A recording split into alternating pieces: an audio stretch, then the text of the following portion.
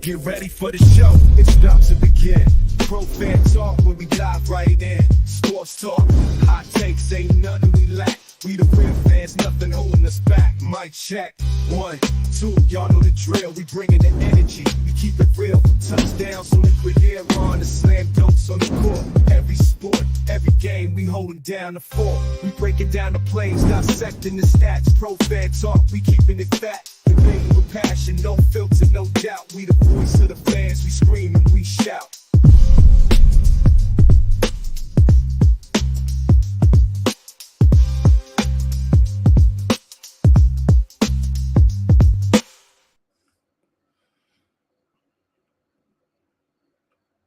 What up? What's going on? Welcome to the Pro Fan Talk. Happy Tuesday to you. It is NFL Cut Day. So that means the NFL season is real. It is here. No more talk. No more prognostications. No more I think. We're going to see what's what. And there's going to be some consequences and repercussions coming our way. So glad that you could make it tonight. I got a special guest. We're going to talk football all night. We've been itching for this day. Everybody getting packed to go to Brazil. If you can afford it, I'm staying home.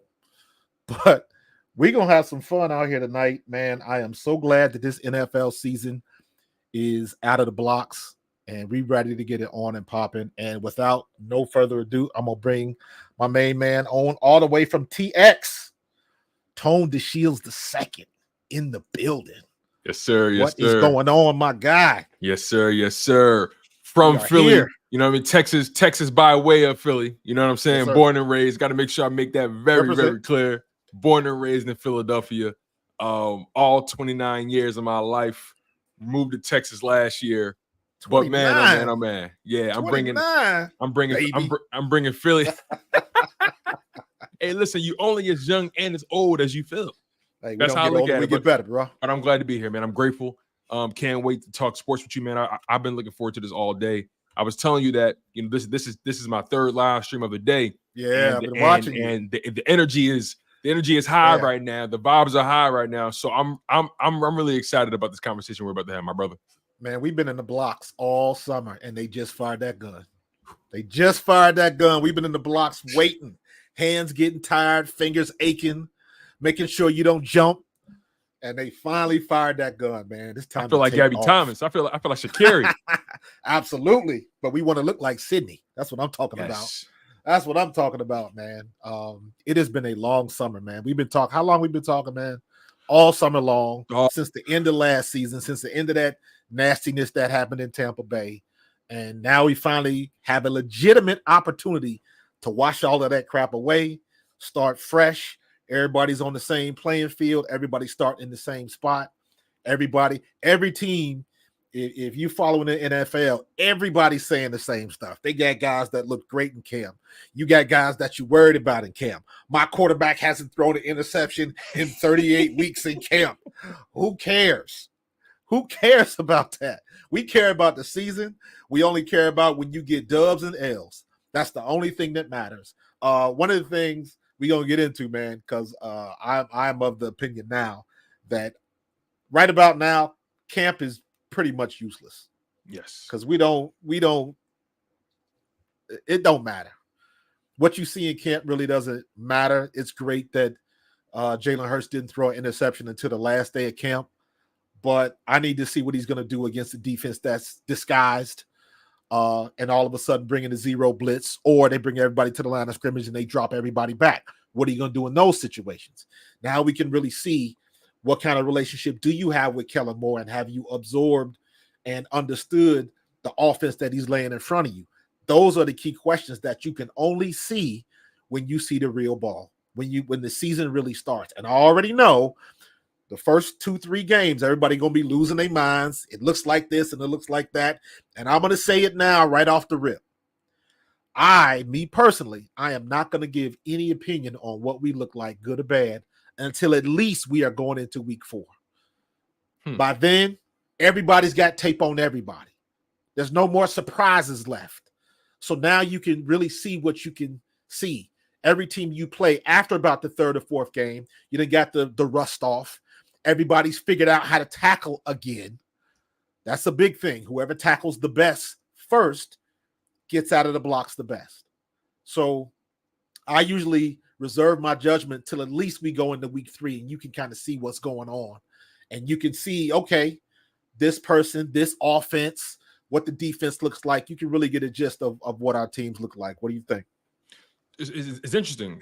To your point, right? I got to ask you a quick question. Mm-hmm. So, and I actually don't mind the perspective, right, about how you want to reserve judgment, yay or nay, right, in either direction. Are there any certain key performance indicators that you're going to be measuring through those first few weeks before you lay down any sort of concrete judgment about where the offense or where the defense is going? Yeah, you could, because you can always see the obvious. Okay. Get that guy out of there at right tackle. He's a turnstile. Why does that guy keep jumping off sides? Such and such already done. He's been beaten 3 times already.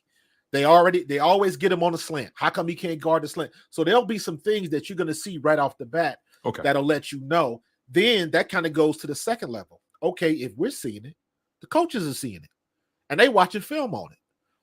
And anybody that's ever been in the film room, if you played football at the high school, college level, if you made it to the pros, you can do 8 million things right. But that one thing you do wrong, they're going to run that back in film like 15 times to let you know what you did wrong. So if we see it as fans, they see it in the film room. Then the next progression is, if you see it in the film room, are you going to make the change that needs to be made? And that is the one thing that our coaches have not done the last 2 or 3 seasons. Can they make the change? The obvious change, everybody named Mama knew Bradberry should have been out of there last year, but they didn't make the change. It couldn't have been any worse, whoever they put back there. So now everybody's gone. You got a new slate. You got 2 new players controlling the chess pieces. Are we going to be able to trust them? I like their track record. But as we know, everything is new. Everything is new. And that's the best thing I think about Vic Fangio, especially Vic Fangio and Kellen Moore. They got good track records. So now it's like, Jalen Hurts, did you absorb everything he was trying to teach you? Vic Fangio, do you understand the pieces you have on this board? Are you going to use them? Do we have to go through another season and say, damn, we still didn't use the running back right? You know what I'm saying? So I am hoping that all of those questions will be answered, and at least we might not like it one way or the other, but when it's all said and done, we'll at least be satisfied with what we've seen. You know, it's interesting because what stood out to me, especially with how they've constructed the roster to this point, you can tell that they weren't just holding on to guys for any sort of sentimental value or just to fill a spot, right? To me, it felt like if you weren't good enough, you weren't making this roster. Even if at face value, you would say, oh, there's a shorter guy here, there's a shorter guy there, right? Let's go to the tight end position. I thought E.J. Jenkins would make the roster. Unfortunately, he didn't. They only kept 2 tight ends. Where do they do that at? You feel what I'm saying? But that just goes to show you what they're doing is we're not going to waste a roster spot on a guy just because we're supposed to have 3 tight ends. Or over the past 4 seasons, they've normally kept 4 running backs. This season, they come into the season, or the initial 53 has 3, right? Yeah. So then you say to yourself, "Oh wow, they're bucking their trend." And then you also can say, like I said before, they're not just giving guys a spot because of what they normally do, or because of what's traditional, right? If we don't deem you as one of our top tier talented guys, or if we don't deem you as someone who's talented enough to be on this 53, then you're not going to be on the roster, regardless if we are short a man at this particular position group. They'll figure it out down the line, especially as we get closer to the season. Because again, another name, Dylan McMahon. I thought he actually played well throughout the preseason, but again, they felt like they could probably get him through waivers. There's still guys that are significantly more talented than him on his roster. So overall, you know, just to your point, right? There's going to be a lot of newness, new players, new coaches, new scheme, new schedule, right? And every game matters. Every game matters in the NFL. So to your point about, you know, you want to reserve judgment for maybe week 4, week 5, right? Those coaches, they got to win those games right away. They ain't got Absolutely. time. They ain't got time to reserve judgment. They got to go off of what they know, what they see, and then make it happen. So you mentioned your key performance indicators are going to be like, the obvious, right? Mhm. One of those obvious things for me that I'm going to be paying close attention to is how do we fare against the run? That's going to tell me a lot pretty early on. And again, Right. you've played the game, so I always lean on you in certain respects if maybe I'm a little bit too overzealous in how I'm looking at something. But when it comes to that run defense, the defensive line, I'm going to be paying close attention to how strong they are at the point of attack, how much push they're getting. Are they allowing teams to just run for 4 or 5 yards at any given moment? Right. That's one of the main things I'm going to pay attention to, in particular on the defensive side of the ball. And then the offense, I just want to see if Jalen Hurts getting that ball out on time. Get it out on time. Make a decision quick, live with the results. Make a decision. Read, check down. Listen, I don't care if you check down your way down the field. Is that ball moving? You're being surgical. You taking what they're giving you. You're not overthinking it. And I think we're entering a season where Jalen Hurts is going to have more autonomy, more control over what's going on offense. And I just think Jalen Hurts is more confident as a leader, more confident as a player, right? He's entering his 5th season in the NFL, his 4th season as a starter for the Philadelphia Eagles. I don't think he has any question about his standing with his organization. So now it's time for him to bring all that confidence that he has in himself, all that work ethic, it has to materialize on the football field. So I really think Jalen Hurts is poised to have a great season. This scheme with Kellen Moore, we don't really know quite exactly what it's going to be yet. But I think based off Kellen Moore's track record, he has an ability to put skill position guys in the best position to succeed. And Jalen Hurts has never had a problem hitting the open guy. So again, we'll see how it goes. But I'm really excited about this game next Friday. I'm really excited about the overall season. I think everybody is food. I'm very confident this season. Everybody's an op to me, Marcus. Everybody. Yeah. I'm with you on that one, man. I want to backtrack a little bit. Jabril, we got you, dog. That was next on my list. You mentioned in the defensive line, Tone. Why is everybody so worried about Nolan Smith? Where does that come from? I don't, and that goes back. I understand it, but I don't want to get too high or too low based solely on what we saw in camp. He had a decent camp. He had some good days, and then I don't think he ever had any bad days, but I guess for the defensive line, a bad day is, we didn't hear from him. He didn't do anything of, he didn't have any splash plays or standout plays, or, did he put the rush on Jalen, or just was invisible for one practice? So the pass or fail for the defensive line is a little bit subjective, but ultimately, I don't necessarily need Nolan Smith to have 8 sacks. It'd be great, but to me, Nolan Smith is going to be one of those guys where he's almost there. And I think Nolan Smith is going to be the guy where his pressure is going to be more important. He's going to get home a couple times, but I think with his speed, he needs to be able to put the pressure, because I think he's going to be one of those players on our defensive line. Because of him, everybody else is going to eat. He's going to be the sacrifice, because he's going to put so much pressure with his speed. And again, he is going to get home, but once people get film on you, the word's going to get out. This kid's fast. This is what we got to do to shut him down. Somebody else is going to eat because they're going to be worried about the speed of Nolan Smith. But can he stay healthy all year? You still have those questions. So I understand it, but I don't get why everybody's so worried about it. What do you want to see? What's your optimal look in camp? We already know that camp don't matter. Don't tell me that he got 30 sacks in camp. It doesn't matter. What is he going to do when he goes against the All-Pro? What, you know what I mean? So when you got some real competition and the other guys on the other side of the ball getting paid too, that's when it matters. So now we can kind of pump the brakes on what we saw in camp, because everybody had a good camp across the league. So that's a wash. So get all of that stuff out of your mind. And not for nothing, how many times have we seen somebody was like, well, damn, he did have a good camp. I don't know what happened when the season started. He just couldn't get any snaps. What's going on? Maybe they know something that we don't know. All of those questions come back. And having said all of that, that is why I always reserve judgment at least 3 to 4 games, so we can really see what's what. Here's my perspective on Nolan Smith, right? And I value your opinion tremendously. Here's how I look at it, though. Nolan Smith got the bad end of the stick in year one. They didn't, in my opinion, they didn't give him enough reps. He should have been on that field significantly more than what he was. Agreed. That's not his fault. Nope. And I don't care if it's a great season or a bad season. I don't hold rookie years in high regard because no one really has a book on you yet. And also, you don't have the book on the league. You're still figuring out, trying to figure it out, right? So then we enter year two. And as we're entering year two, the Philadelphia Eagles decide to make a few roster moves that many will deem to have a direct negative impact on your defense, right? You trade Hassan Reddick. Both Josh Sweat and Hassan Reddick were actually on the trade block, and they were basically playing chicken with both, right? And follow me here because I'm definitely trying to get to a Nolan Smith point. Both Josh Sweat and Hassan Reddick were on the trade block. Howie Roseman was playing chicken with both of those players.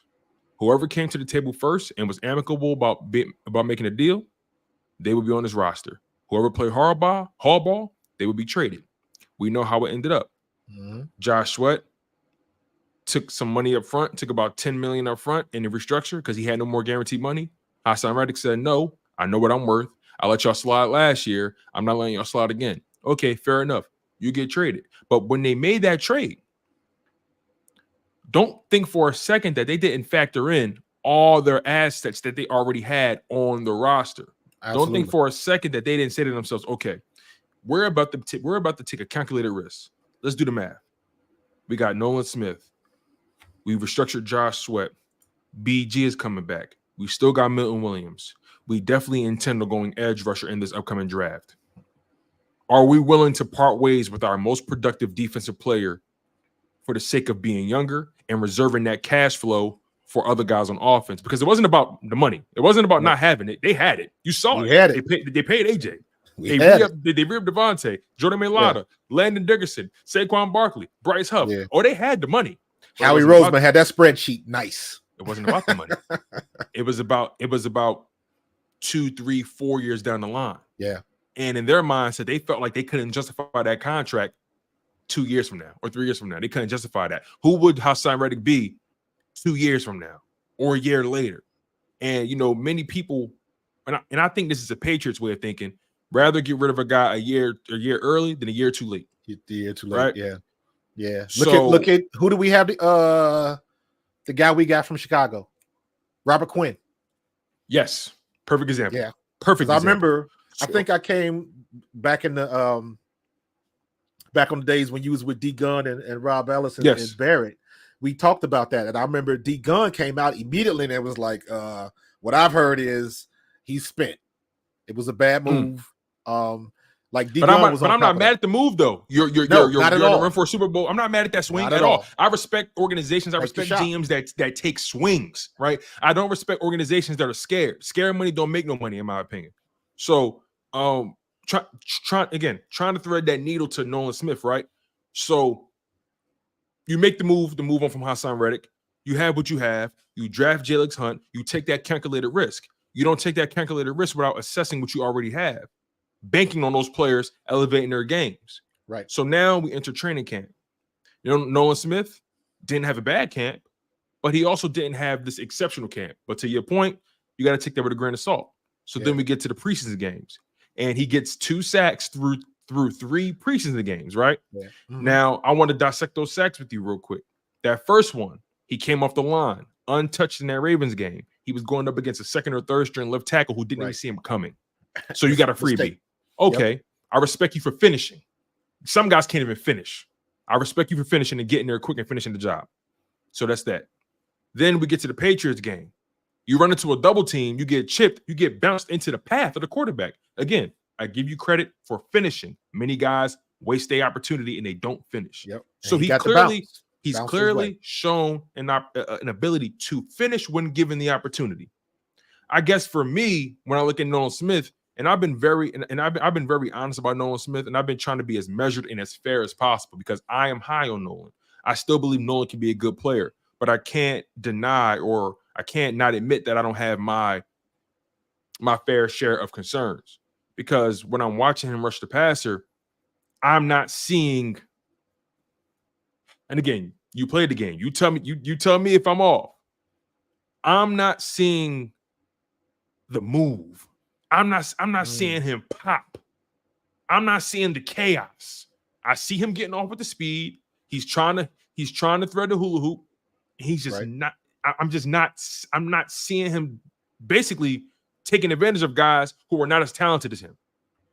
That's my humble opinion, but I want to lean on you in this regard because, again, I'm high on Nolan, and I think Nolan can be great on this team.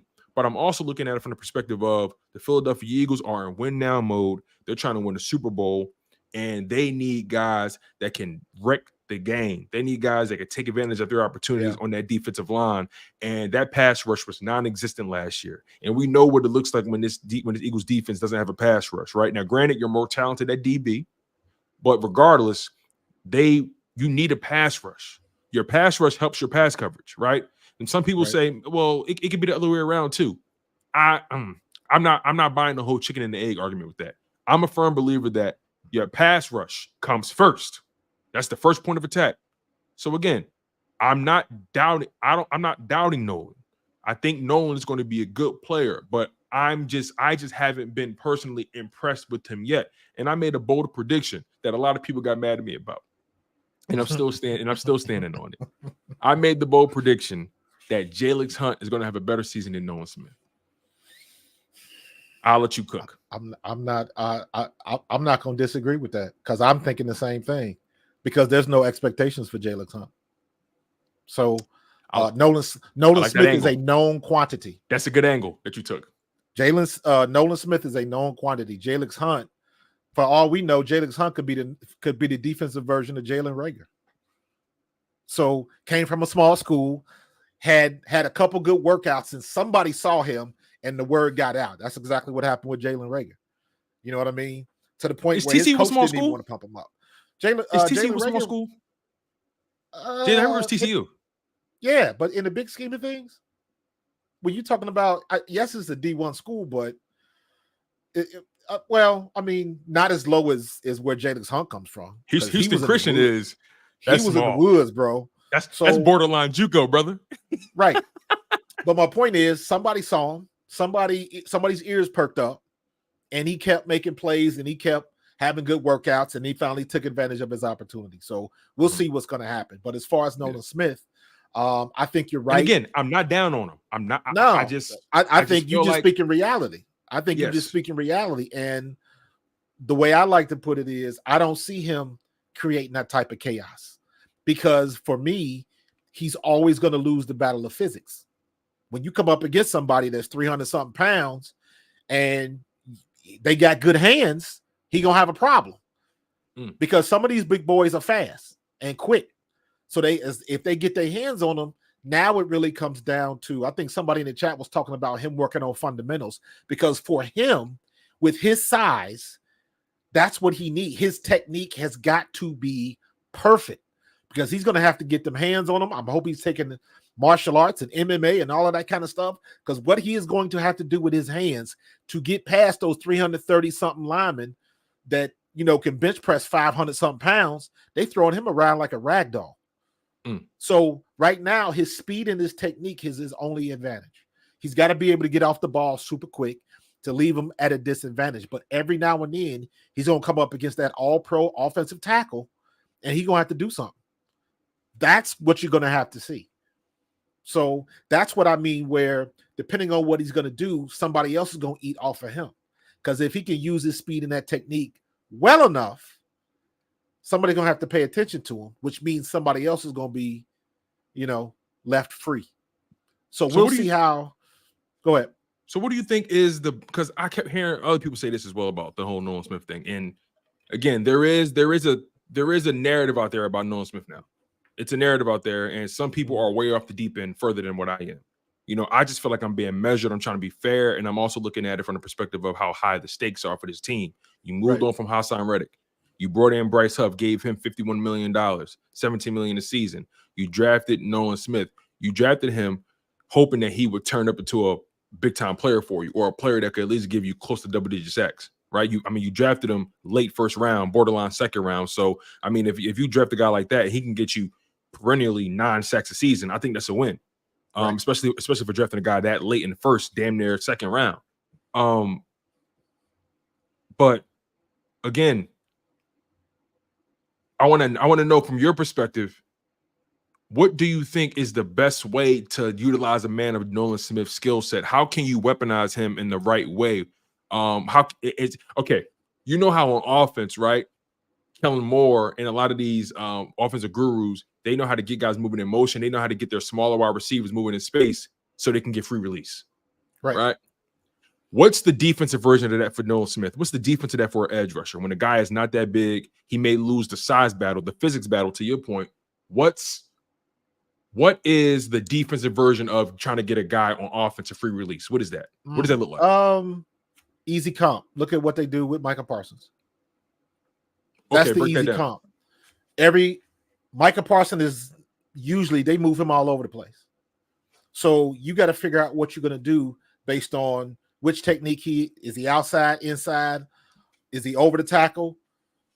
Can they move him? Are they going to move him back to linebacker off? Then he comes late. There's a lot of different things they can do if they move him around, because that means guards and tackles can't get comfortable because their blocking assignments are going to change based on where he is.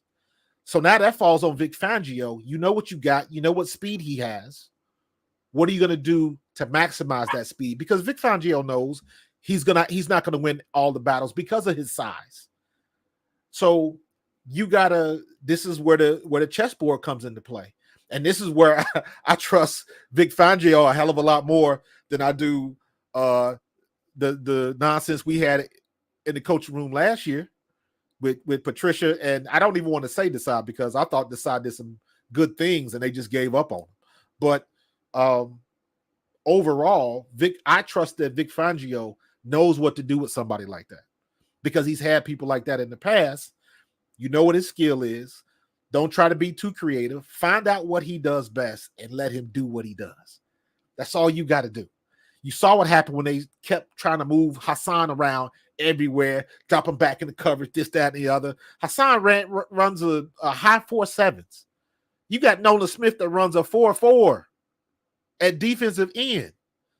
So you talking about 2 to 3 steps faster than what Hassan Reddick could ever be. But Hassan Reddick, his hands, though, you go back and look at the highlights of Hassan Reddick. His hands were incredible. That's why he couldn't get off last year, because he had that stupid club on it. He hurt his thumb.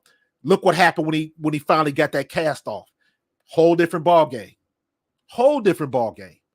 So things like that come into play. And again, you talking about Nolan Smith. This joker runs a 4.4. And you going up against an offensive lineman, an offensive tackle, maybe an offensive guard. You get some quick guys in that 10-yard burst. But an offensive tackle against a guy running a 4.4 coming off the edge with space, now the offense got to make some adjustments because you really don't want to run to that side. And if you do, that means you got to go inside the tackle, depending on what you want to do. Are you going to get your X and your slots involved? Do some plays around there? Because don't forget, he can drop back in the coverage. He's fast enough to do that. So I think Vic Fangio understands the chess piece that he has, and let's just hope that he can use it to the best of his ability. Don't try to fit a square peg in a round hole. Let him do what he do. Uh-oh. Hold on. You're muted. My bad. Sorry about that. To your point about the 4.4 or the 4.39, just he also gave you a 1.5 second 10-yard split. He is fast in short areas. That short area quickness is for real. So again, I think Nolan Smith can be a good player. I do. And I'm not going to sit here and try to indict him when the season hasn't even started yet. Right? I feel like a lot of people has done that. Yeah. When in reality, let's be honest, you ain't got no real film on Nolan. We don't have any real film on Nolan. So although I have my opinion and I have my concern, I want to be fair to him as well. Right. Because and don't forget, he had a great camp last year too. And I know he's working hard. He's working hard. He has the mentality you want at the position. He has that leadership personality as well. We just got to see it take shape. And all we can do is be patient with the brothers' development throughout the season, because I don't think this defense is going to be what it is now as it is going to be in week 10, week 11. I think that I'm of the belief, because you hear people talk about this defense, right? And not so many people are high on it. I'm of this belief that this defense, by come week 10, week 11, week 12, I think this defense will be top half of the league. And then come playoff time, I think this defense might be top 12, top 13, top 12. And I think that's a win for the season based off where you came from. Yes. My only concern is, and this is one of those situations where I need to see it with my own eyes. My biggest concern about our defense is, can they tackle? Period. Yeah. I have the utmost confidence that the scheme will be right. If it's not right, Vic Fangio will get it right. He'll make the right moves. He understands personnel, all of that kind of stuff. I have the utmost confidence that Vic Fangio is that dude. But when it comes down to the nuts and bolts of it, when our guys come up, they got to be able to put the guy on the ground. The guy that has the ball, get his ass on the turf. And we could not do that last year to save our life. As bad as our defense was last year, our defense would have been at least 10 spots better if they could have just tackled. And I don't ever remember seeing a defense tackle that poorly. Especially not a Philadelphia defense. I think there was a mentality issue too. I think there was a problem with just the teaching and the mindset, and they lacked a sense of urgency, if you ask me.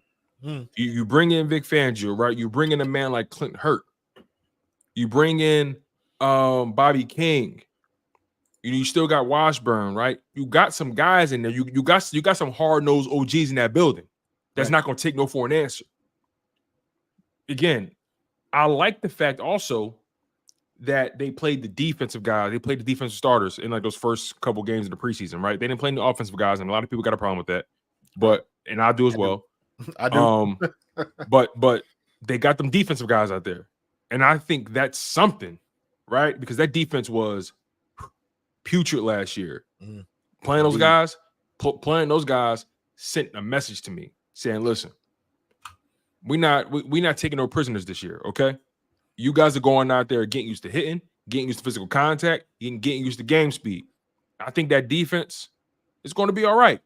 I really do. Again, your concern is very valid, and it's a fair concern at that. I'm a little concerned about it, but I think they've improved in terms of personnel when it comes to tackling. Right, Cooper DeJean can tackle. Facts. Reed Blankenship can tackle. Right, CJ small. But he can tackle. He's not a fearless tackle. He's going to throw his body at you. Yeah, he just got to keep his body healthy. Yeah, that part. Jeremiah Trotter Jr. can tackle. Devin White can tackle. You know what I'm saying? It's just a matter of executing, playing with confidence, playing fast, no hesitation, see ball, get ball. A lot of it is wait and see. But here's where I get. Here's where my concern kind of gets pushed to the side.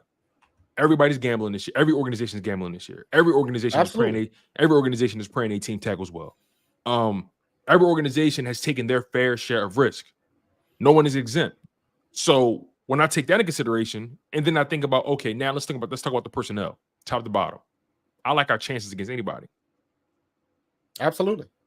It's a wait and see. Yes. Because I liken it to, you've been out all summer, out with your kids, with your nephew, with your team, giving them batting practice all summer. All summer they've been hitting the ball. And then when they finally get in the game, you nervous because until you see it for yourself. And it's like, okay, I've been throwing fast at them all summer. Let's see how he can do when somebody actually pitches to him. And they finally get that first hit, and you're like, okay, he got it. He finally picked up what I was putting down all summer. You just got to see it for yourself, man. So I want to, because I've seen the other side of it. I've seen the bad side of it. Yeah. After a great camp, and it's like, we used to say that, you lift like Tarzan, play like Jane. You know what I mean? So you got to come correct, man. And I think we're in a good situation to do that. I think our defensive line is good. I think our offensive line is straight. I saw some people looking about or asking about Nakobe and Trot Jr. I think the linebacker situation surprised me the most. I mean, you know how I feel about Nakobe. I got affinity for Nakobe because I had a chance to meet with him, talk with him at his football camp, and I like the kid's mindset. And you know what? Trot Jr. came in, and everybody was like, "Uh-oh, Nakobe's in trouble." Nakobe was like, hold my beer. Because Nakobe I had a got good things camp. to do. He started off slow. Great camp. Yes, started off slow. Yes, you know, he did. but he turned into a different player when Fangio called him out. When he called him out in that press conference, he's been a different player ever since then. He's been starting to string together these steady performances. Yep. He's making plays, you know. And I started the offseason. I opened training camp by saying my optimism in Nakobe Dean is not the highest right now. I was very honest about it. Rightfully so. But I also made it very clear that he can change his fortune. My opinion can change on Nakobe like that, you know, because I've always been of the mindset I don't even know if he could play yet because he can't stay healthy. I've always given him the benefit of the doubt in that regard. You know, you've heard people say, "Oh, he's trash." I don't like talking about the sport like that. I don't like using the word trash. You know, you hear people say he's not good, or you know, you have people who are just so high on him, right? And I'm like, yo, let's be honest. We don't know if he's either good or bad. We don't know if he's yay or nay. He hasn't been healthy for not even 14 games of a season. We haven't been able to see him string together performances. We haven't been able to see him, you know, stack those days, stack those reps because he's been hurt. Yeah, he's had a healthy offseason. He came back from an injury. He's been healthy ever since then. If he can string together several performances where he's getting used to the game, getting used to throwing his body around, right, building that confidence, I think Nakobe Dean can be a solid player. And again, let's keep it in mind. He's a what, fourth round pick? Third round pick? Well, one or the other. We got to be mindful of that as well. So I'm not saying Nakobe's going to be this Pro Bowl player. I'm not saying that.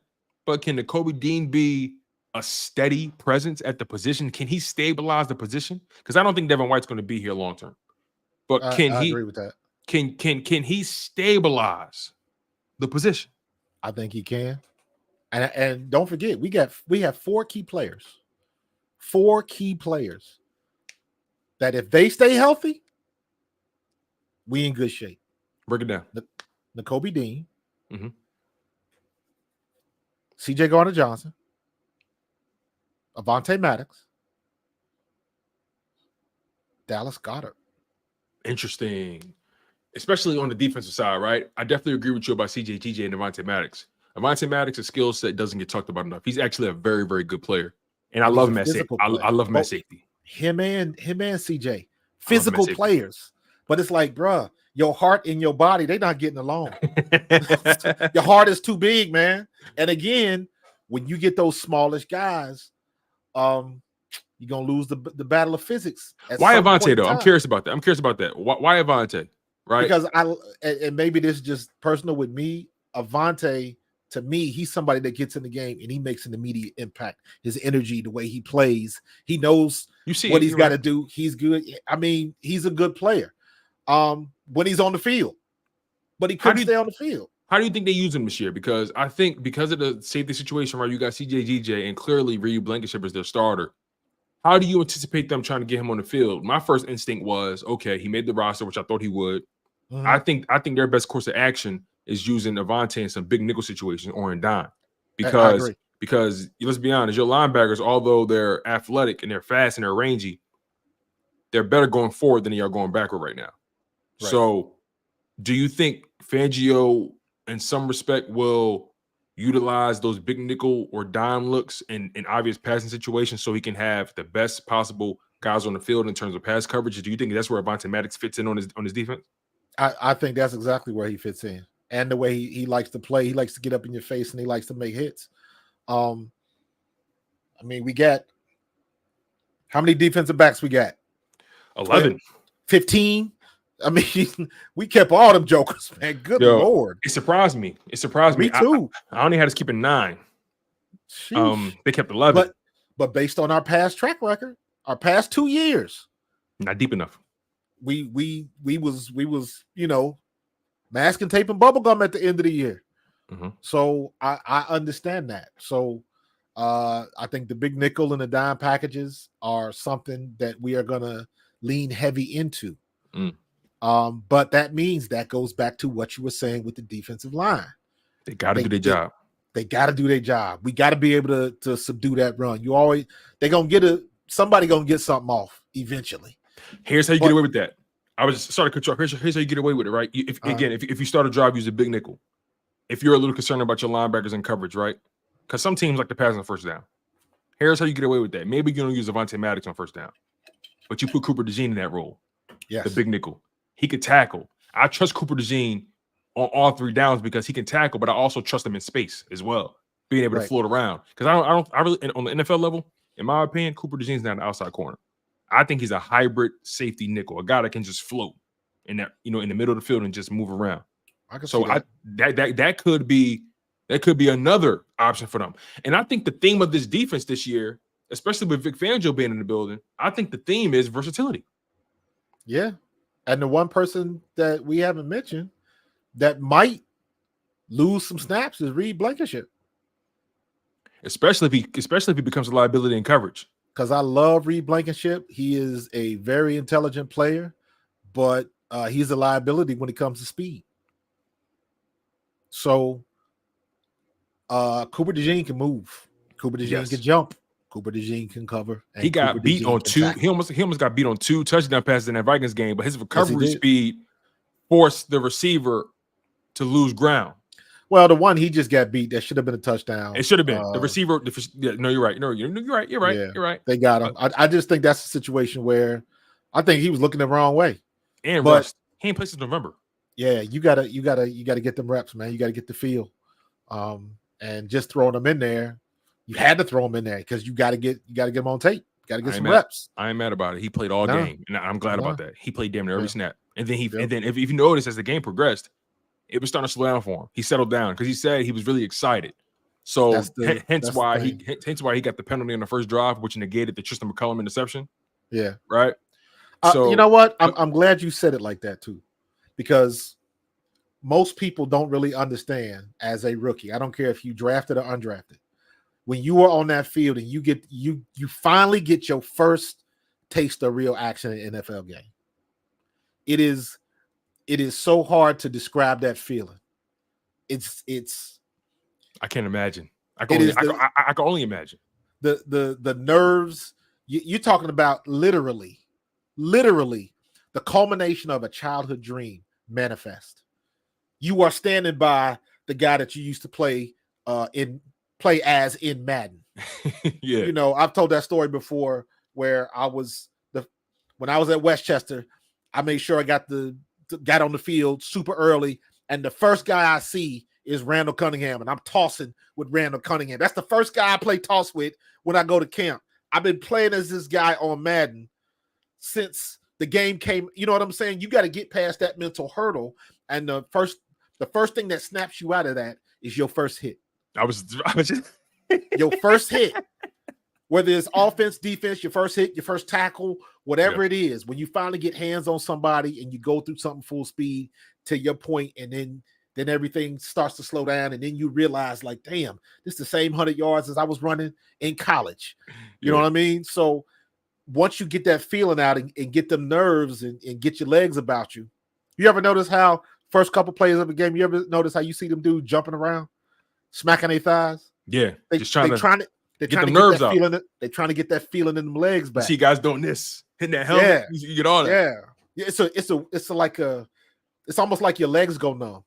Mm-hmm. And then after a couple plays, you're like, okay, I'm feeling the way I'm supposed to feel. Then you relax. Then you remember what you're supposed to do. Then you're not thinking no more. It's a trickle down effect. And I think to the original point of Cooper DeJean finally getting in the game, once you get over those feelings, and then you realize you belong on that field, that's when it starts to click. So it's a shame that he only got one game to do that. Yeah, I know. I know.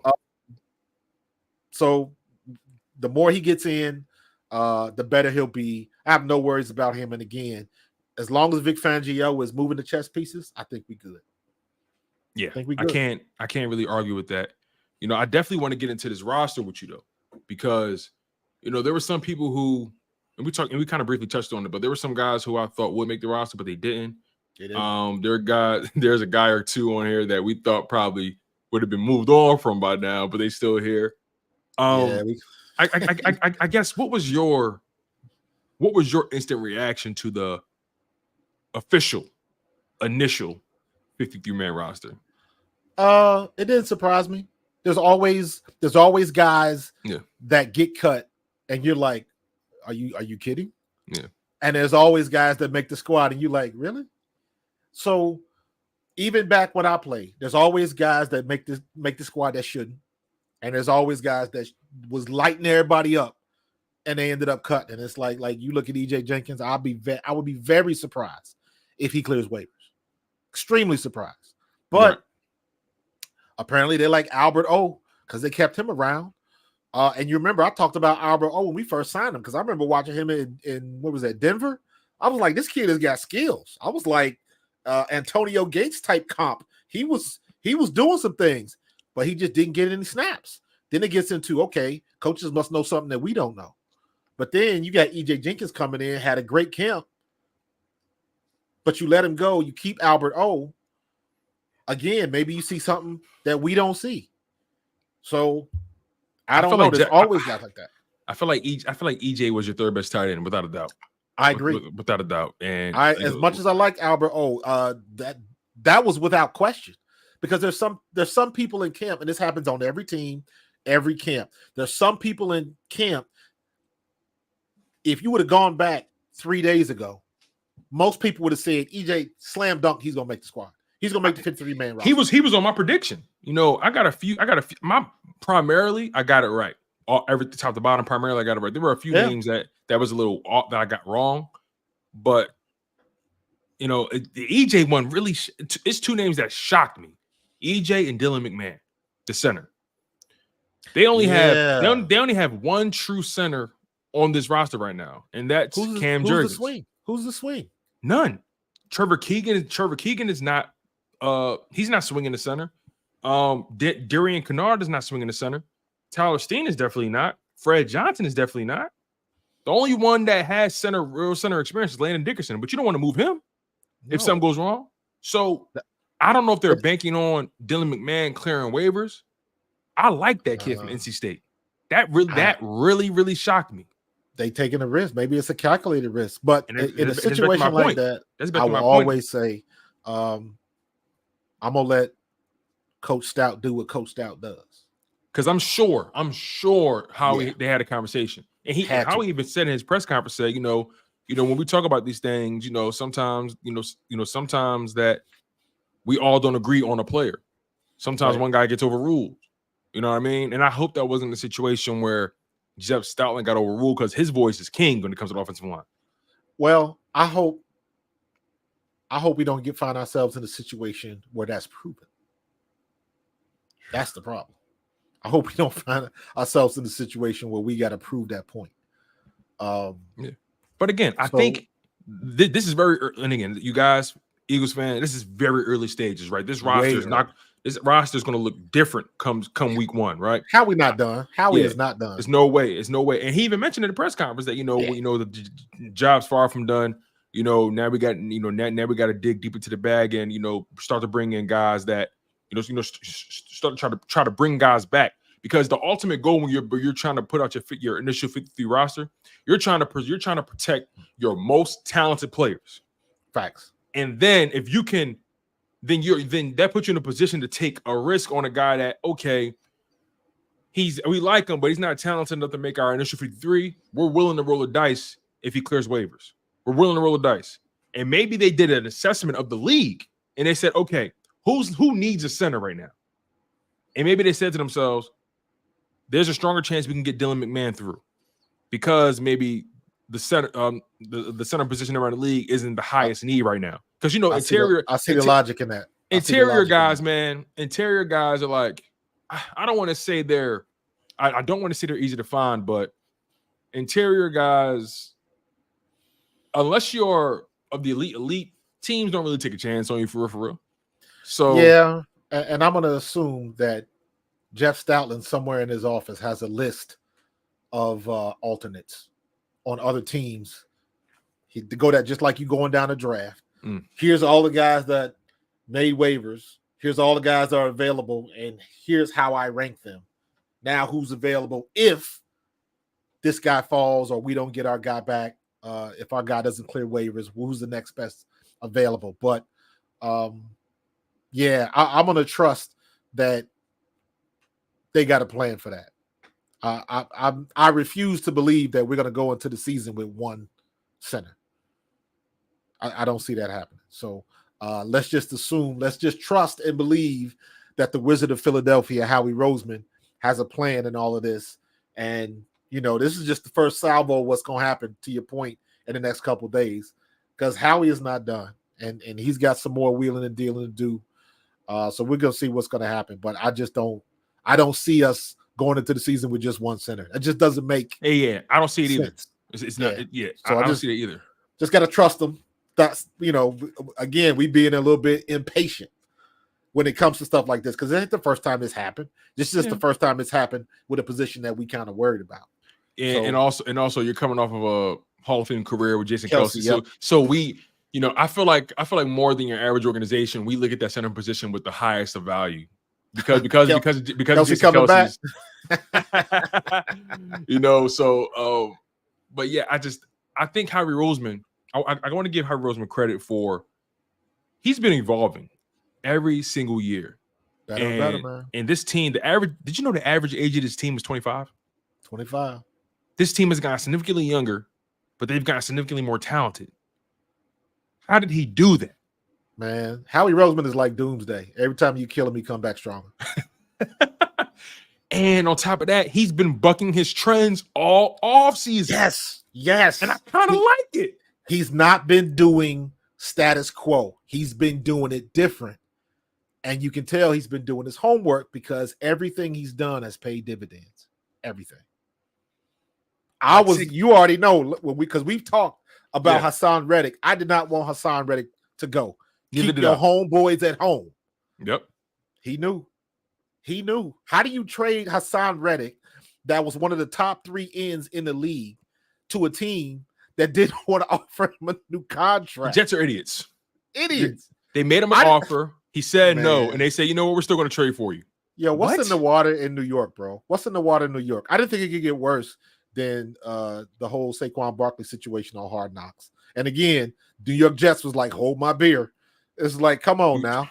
I don't understand the logic. I don't get it, dude. Why are you paying them people that much money to make them type of decisions? And that's what they come up with. You can kick me a $400,000-$500,000. You ain't got to pay me over $1 million. I could come up with a better decision than that. Man, stop playing with me. If I'm trying to trade for a player, if I'm trying to sign and trade a player, right, and I make him an offer, my best offer in my opinion, let's just say it's my best offer for that moment, right? And they say no deal. I'm not trading for him. No, simple as that. It's not like you. You know what? Maybe they felt like they did need him because they let Bryce Huff walk. They did, but they knew what he. But they were wanted. deep though. They were deep still. You knew what he wanted before you signed him. No, and don't tell me, well, because he didn't show up in practice. Stop with that. Yeah. Look at what just happened down in Dallas. Or he didn't do it for us, so we don't know if you're trading for him for a reason because of what he can do. Exactly. Look at what just happened down in Dallas. They paid CD all of that money. You could have paid him that money 3 weeks ago and had him in camp and got him for less. They waited until and we're kind of all over the place a little bit, but still, it's all relevant.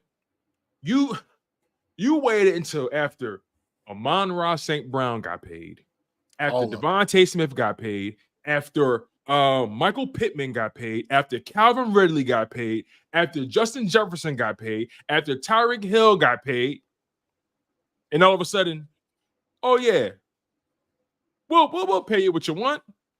You could have got him for you probably could have got him for, because what did Justin Jefferson sign for? 35? I'm trying to think. I think that's correct. Let me just double check this real quick. Yeah, you got CeeDee Lamb walking around down there like Scrooge McDuck. Justin Jefferson, $35 million a year, right? AJ Brown, 32. Amon-Ra St. Brown, 30. Tyreek Hill, 30, because they re-upped Tyreek Hill. Right. They kind of restricted his deal. I forgot Jalen Waddle got paid too. Jalen Waddle, 28. Devontae Adams, been making 28. DJ Moore, 27.5. He got re-up this year as well. Cooper Kupp been making 26.7. Devonta Smith, 25. Nico Collins re-up this year, 24.2. So, again, CeeDee Lamb, you know where he falls at? Second in the league, 34. You could have got CeeDee Lamb, in my opinion. You could have got him for 30. Easy. But you waited, and then Amon St. Brown set the market. So you know what CeeDee Lamb's going to say? Oh, I'm better than him. So that's what he's supposed to do. I want 31. Then AJ Brown get paid. Hold on, wait. I feel like I'm comparable to him. I want 33.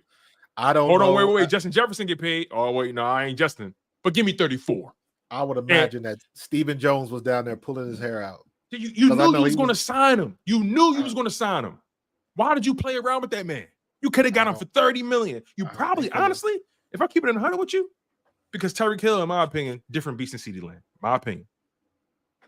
If Tyreek Hill's making 30, you could have got, and Jalen Waddle making 28.2, you probably could have got CeeDee for 29.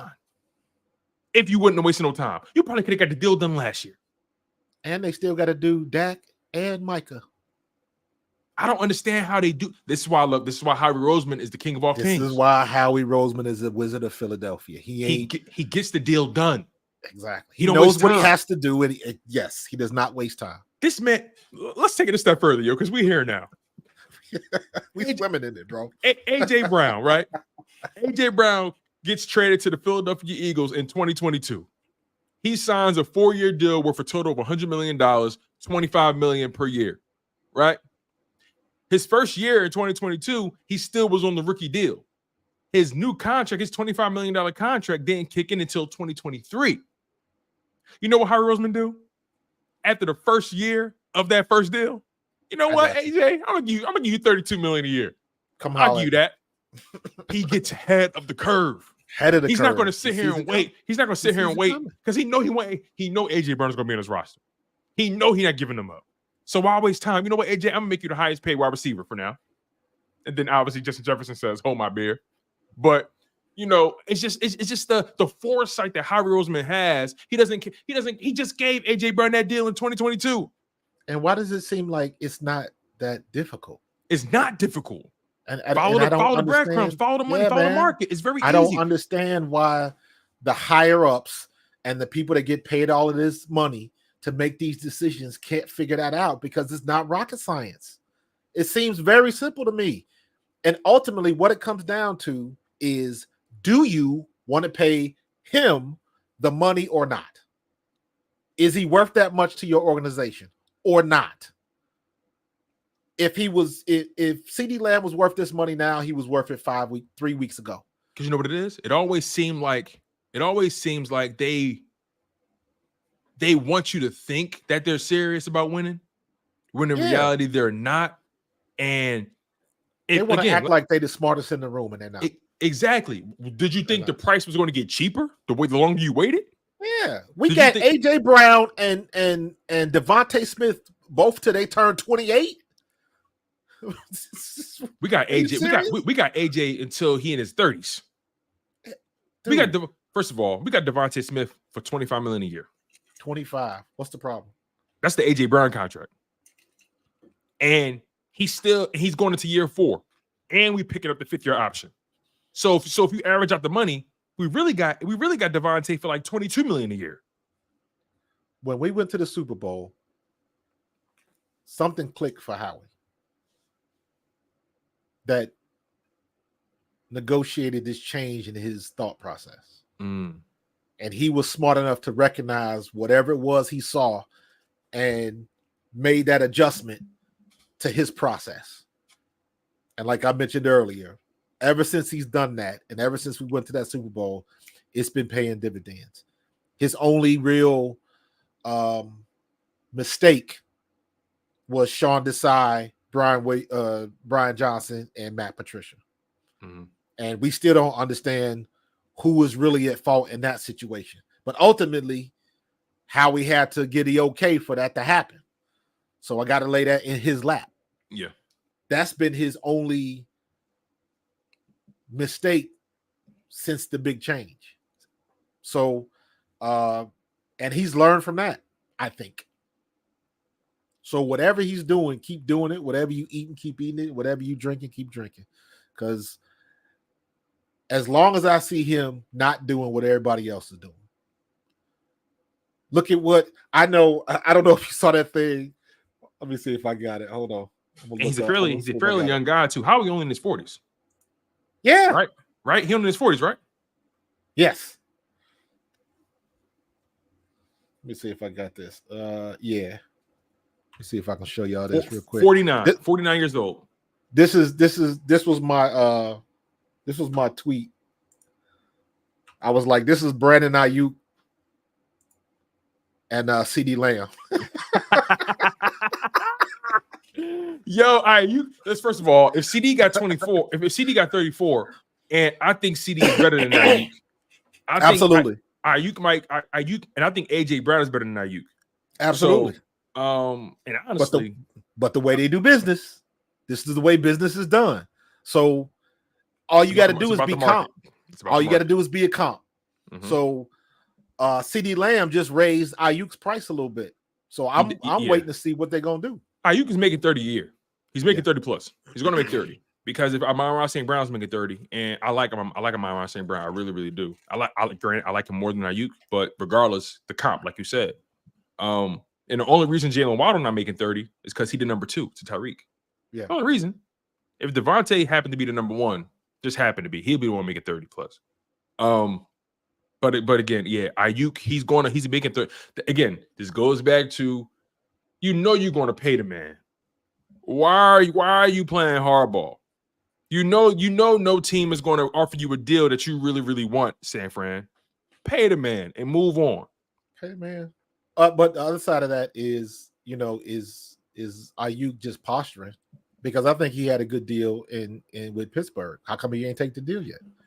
I'm glad you said that, because I think I tweeted something and you liked it. I said something along the lines of either you want to get traded or you don't. You can't have it both ways, something like that. Correct. Because the Patriots wanted to trade for him. They had a deal in place. They was willing to throw him the house. The Patriots trying to get that young quarterback a weapon. And Drake May. He didn't want to go there. He didn't want to go there. I don't blame him. Fair enough. New coach and new quarterback? Nah. Fair enough. I'll take it. Fair enough. I'll roll with that mindset.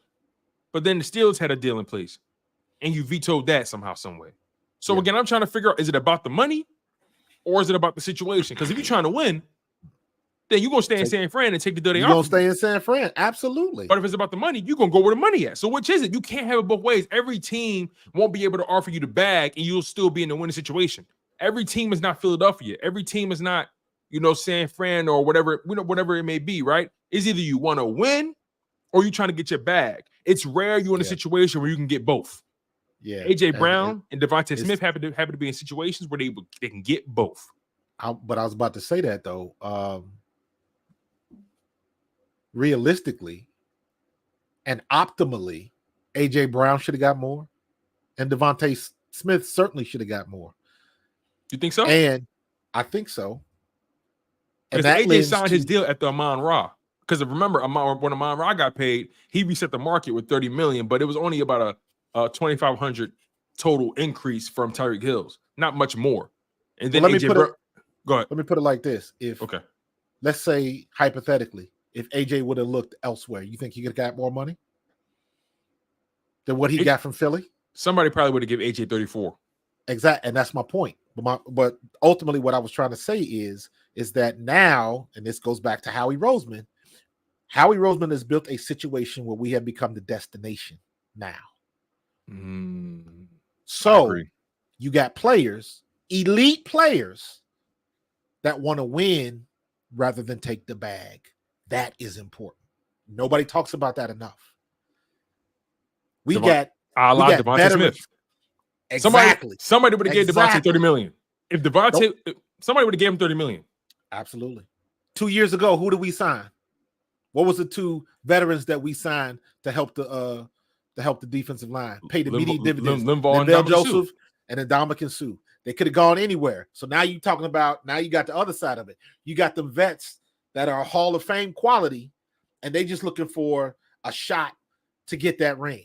And Saquon could have got that. And Saquon could have got that money somewhere else too. He wanted to come to Philly. He wanted to come to Philly. He wanted to be here. A rival. And he wanted from an the area. opportunity to win. Everybody's giving up that bag because they want to win. They want to win, and they don't do that everywhere. Which is what is Brandon Aiyuk's problem. He want the money, but he don't want to go nowhere and get drubbed all year. And CeeDee Lamb, he could have played hardball and said, you know what? All right, I don't want to deal. Just either trade me or I'll wait till my contract run out, right? But they eventually submitted to his demand because he wasn't going to bend, and he didn't have to. Yeah. And they eventually succumbed to his demands, right? That team with the Dallas Cowboys, he know in his heart they don't want to win. That's why he fleeced them. A lot of pressure down there. That's why he fleeced them. A lot of pressure on Dak's shoulders. Because now look at how is Dak looking? You just paid him what? And I'm still a question mark? Oof. Who throwing on the ball? Exactly. Dak got a leg to stand on with that. He does, but that means all of the pressure is on Dak. Because this is Dak's contract year. This is going to determine if he gets his money or not. This is going to determine if he stays in Dallas or not. And everybody else got better. Did Dallas really get better? Here's the thing about Dallas, though. They damn if they do. Like it don't matter what happens this year. If Dak doesn't do well, they move on. If he does too well, they're not going to pay him. But that's to his advantage. Of course. And the funnest thing about watching Dallas is watch their ego just get crushed. Mm-hmm.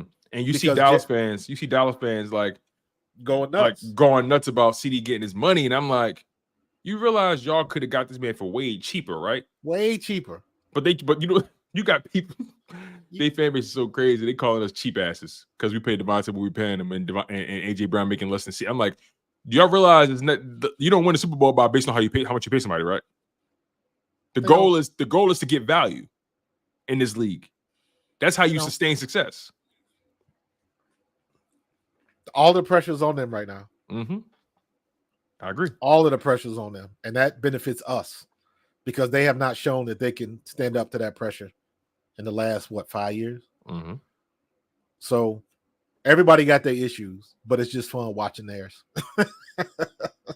Absolutely, man. I think I love our situation. I think we're set up for the now and for the future. Quite frankly, I love. You look at this roster right today, right? You look at this roster the way it's built today. It's significantly better than, especially the defensive side. It's significantly better than it was last year. I like our linebacker core this year versus last year. You know, granted, still it has to pan out into something. Yeah, I personally like our linebacker core better this year than last year. I like our DB room this year better than it was last year. Younger, faster, more athletic. Everybody got something to prove. Quinyon Mitchell from Toledo, right? They doubting him because of the conference he came from and the competition he went up against. He got something to prove. Cooper DeJean, you know, the white DB, he got something that he trying to prove. You know what I'm saying? Like white chocolate, right? Everybody got Devin White. He trying to prove that, you know, he wasn't a fluke. Devin White's gonna be solid. Devin White's gonna be solid, man. Jordan Davis got something to prove this year. He entering year 3. The Eagles gonna have to decide if he's a 5th-year option candidate or they want to extend him. Yeah. It's a lot of people that got something to prove in his roster, and obviously the year ended the way it ended. Jalen Hurts made it very clear to this team. Every time they speak, every time he goes to the podium, talent is not enough. We've had talent before. We had talent in 2022. We had talent in 2023. Talent is not going to win it, you guys. Everybody's talented in this league. We got to put it together. We got to come prepared. We got to be ready. Our motor has to run hot. Every week. Every week. Speaking of that, your thoughts on Bradberry? Let me take a drink of my bed real quick. let me say this. Go ahead. Bradberry, and I think this. I believe I put this in the chat when you was on with Simone and Lord Bronson. Yeah. Bradberry was a business decision. Absolutely. We have the NFC's most expensive backup, and I'm good with that. rather than take that hit. Yes, he's played bad, but if he plays okay as a backup, I'm good with that. Right. God forbid something happened to somebody.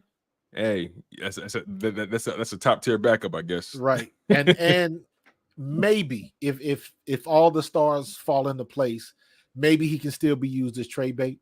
Mm-hmm. Maybe, around week 6 or 7 when the injuries start to pile up. Somebody will get desperate. It's going to take all it takes is one. Yes, exactly. And guess exactly what? Around that time, Sidney Brown will be coming off the public. Coming back. Absolutely. Look at what happened to us a couple years ago. They're doing. Yeah, I agree.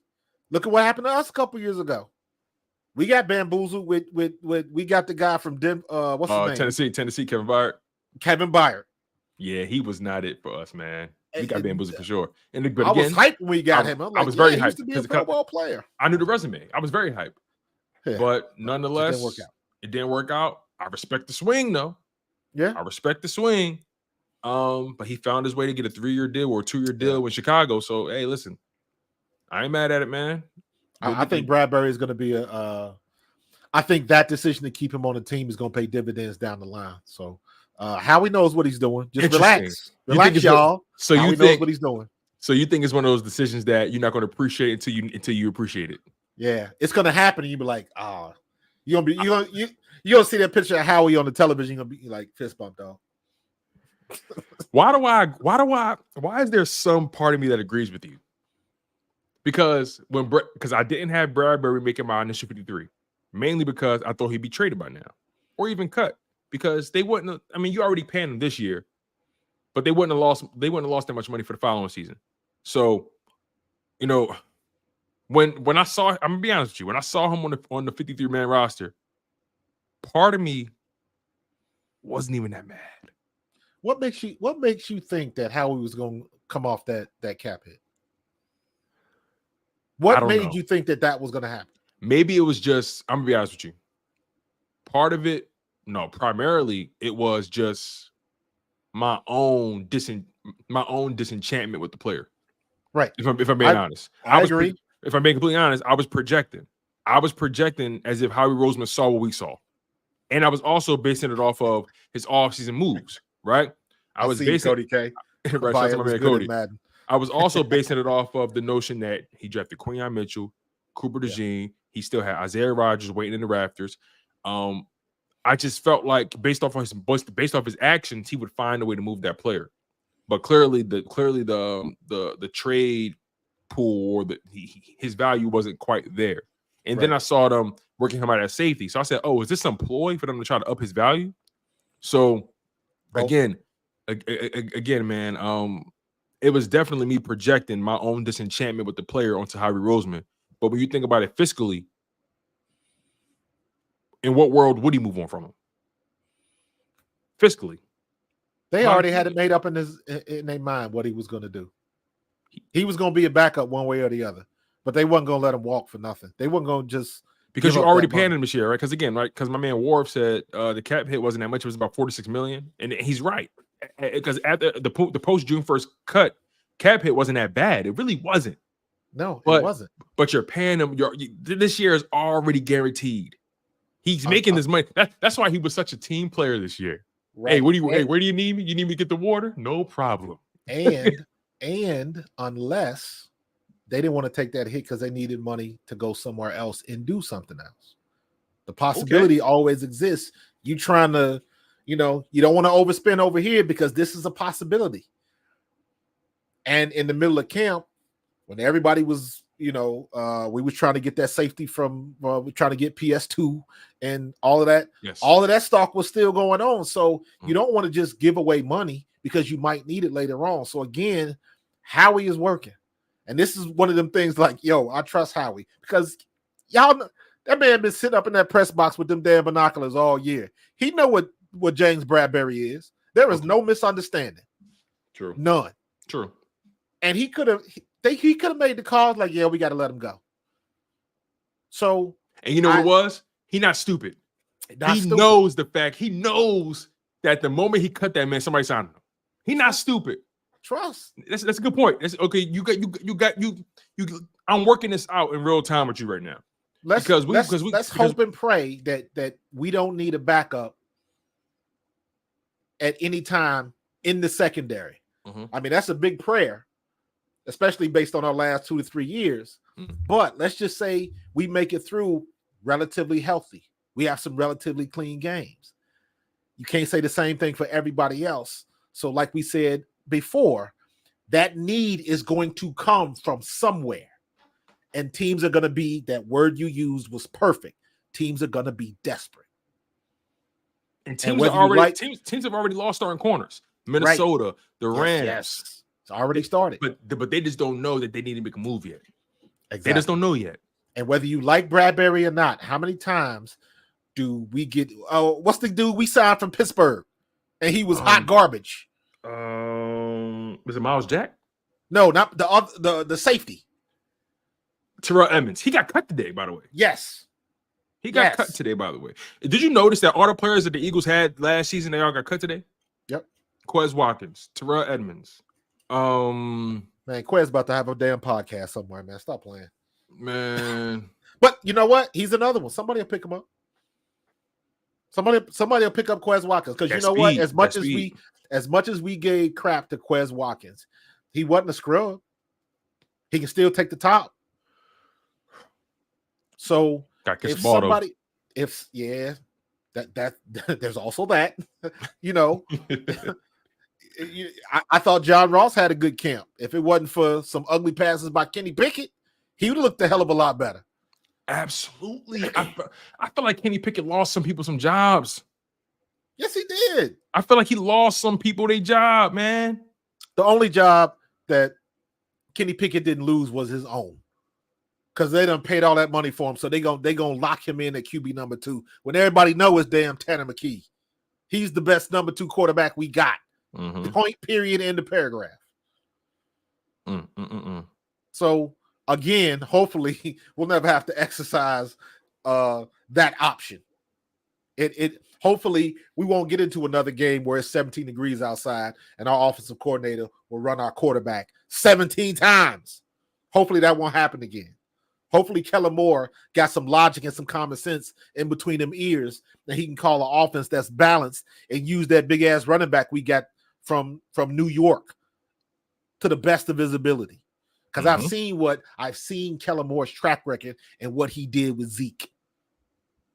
And it's pretty damn good. And you can make an argument. Saquon Barkley is his Zeke. Yes. Kenny Gainwell is his Tony Pollard. Absolutely. And guess what? Saquon Barkley is a much better receiver than Zeke ever was. Mm-hmm. So the piece you got on the chessboard is much better. So I trust that Kellen Moore, because he's done it everywhere he's been, can utilize the pieces on the board better than everybody else. And at least he's shown that he can do that.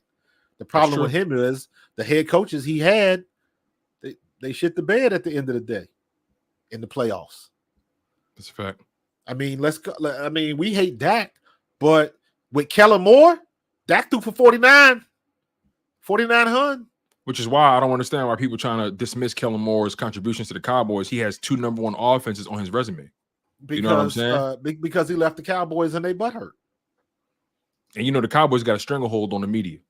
So, you know, I just look at it. I just look at it from the perspective of Kellen Moore, regardless of how people want to spin it. Because if you listen to the national guys, you'll think the Philadelphia Eagles are a dumpster fire waiting to happen. Correct. You're really thinking that. But if you really look at it objectively and go down this roster, think about the personnel, the coaches, right, the quarterback. There's no way the Philadelphia Eagles don't make the playoffs. There's no way the Philadelphia Eagles don't win the division. There's no way. If that happens, Nick Sirianni might as well just had the bags packed before the season even done. And that's why I go so hard sometimes. The stakes are too high, Marcus. The stakes too high. You can't. I said this on my show a couple days ago, and I stand by this firmly. If the Philadelphia Eagles don't win a Super Bowl in the Jalen Hurts era, this will go down as one of the most disappointing eras in Eagles history. I agree. The amount of money you've spent, the personnel you've had, Do we really want to be talking down the line 10, 15 years down the line saying, damn, remember when we had AJ Brown and Devonta Smith? Well, and you got the guy. You got remember when we had with Saquon Barkley, the Jahan talent, Dotson, Jalen Hurts, and the temperament. And I mean, God, we ain't even talked about Jahan Dotson yet, but like everything is in place for it to happen. Everything is in place. The only question mark we got is what the defense is going to look like. That's it. That's it. That's it. And I think they're going to be solid. All they have to be is solid. We don't even need an A+ performance from them. If they We can got an all Madden freaking offense, man. If they can give us B-, with this young, and again, they're young. So excuses, bro. Yes, shout out to my man Chris Bruce, man, with the donation, man. Appreciate you. Kelly got no excuses, no less than the top 3 offense. Nah. Yeah, but it's interesting, right? When you start getting into that top, the only thing separates those teams from being a top, you want to know what separates the number 1 offense from the number 5 offense? A point or two. That's it. So just look at it from the perspective of that, right? They just need to be a top 5 offense. Top 5. I won't even say that. I just need a dominant offense and dominant in the playoffs. That's it. Yes. I don't care where we rank. Top 10 is good enough for me. But that's a good point because as long as you're effective, as you're effective and you're efficient, it doesn't really matter how. You know what I mean? It doesn't really matter. So I feel you on that. What was the one thing that we used to complain about last year?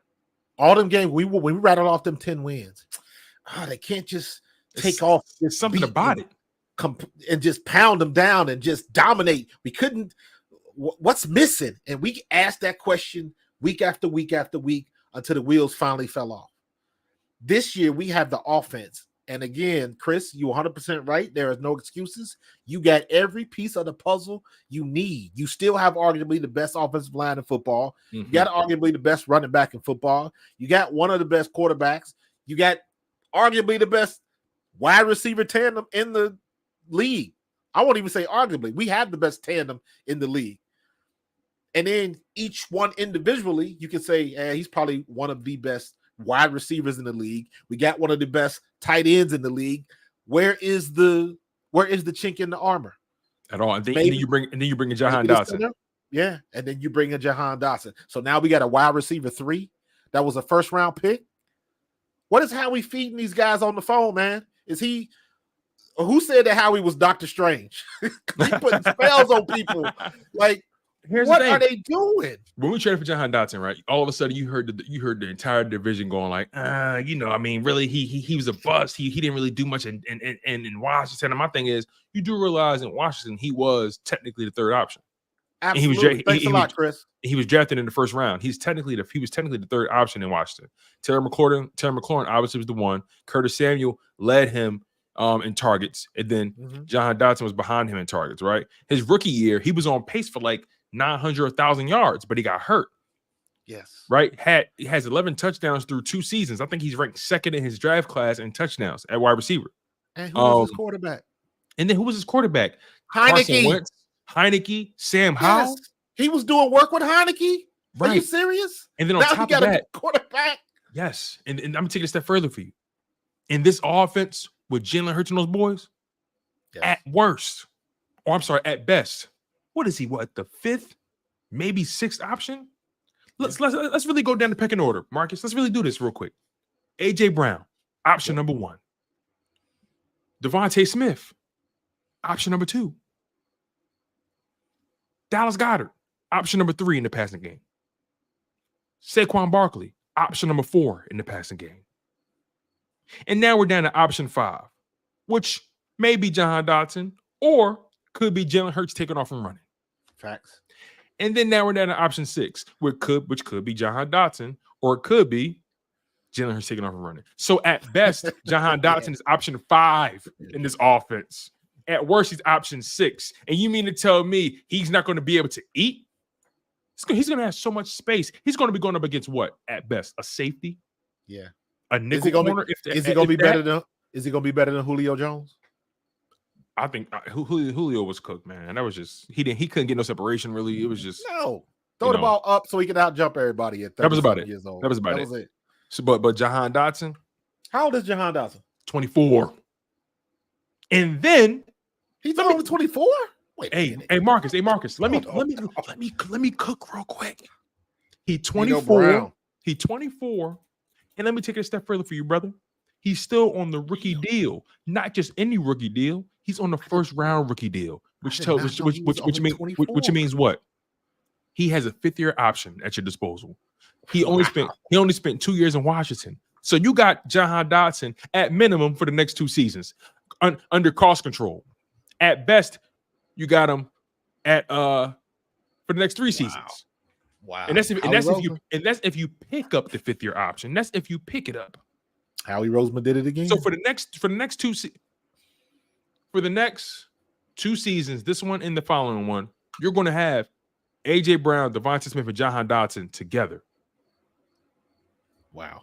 Cost control. Everybody got their money. Everybody's under cost control. Nobody looking to get paid yet. Jahan Dotson may be looking at his future, whatever it may be. But by then, the Philadelphia, he may have carved out his role in his team so well, he may take whatever offer Howie Roseman give him.